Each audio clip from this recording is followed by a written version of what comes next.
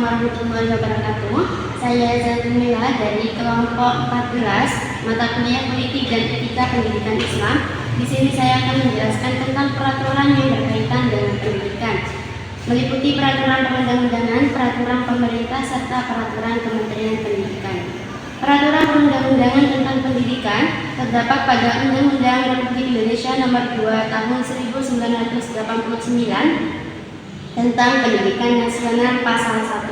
Kemudian terdapat pada Undang-Undang Negara Republik Indonesia Tahun 1945 Pasal 31, dan yang terakhir Undang-Undang Nomor 20 Tahun 2003. Kemudian seperangkat peraturan perundang-undangan yang menjadi titik tolak sistem pendidikan di Indonesia. Yang pertama, pembukaan Undang-Undang Dasar 1945. Kemudian yang kedua, Undang-Undang 45 sebagai Undang-Undang Dasar 45 sebagai landasan yuridis pendidikan Indonesia, Pancasila sebagai landasan induk sistem pendidikan Indonesia, ketetapan MPR sebagai landasan yuridis pendidikan nasional, undang-undang dan peraturan pemerintah sebagai landasan yuridis pendidikan nasional, keputusan Presiden sebagai landasan yuridis pelaksanaan pendidikan nasional, keputusan Menteri sebagai landasan yuridis pelaksanaan pendidikan nasional, instruksi Menteri sebagai landasan yuridis pendidikan nasional.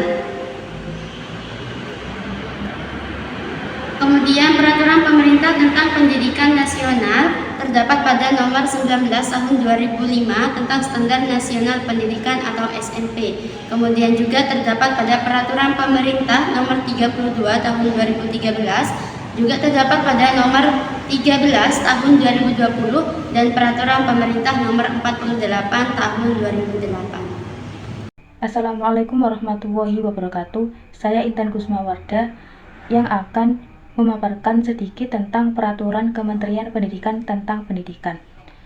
Merujuk pada regulasi yang dikeluarkan oleh Kementerian Pendidikan dan Kebudayaan untuk mengatur penyelenggaraan pendidikan di Indonesia.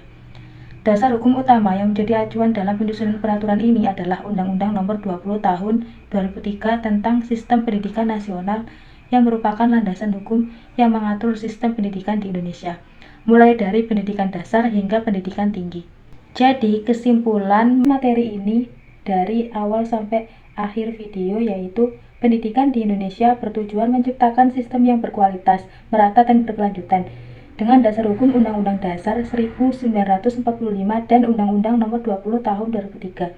Peraturan pemerintah seperti Nomor 19 Tahun 2005 dan Permendikbud Nomor 23 Tahun 2016 mengatur berbagai aspek pendidikan. Tantangan utama adalah kesenjangan kualitas antar daerah dan kurangnya pengawasan lokal.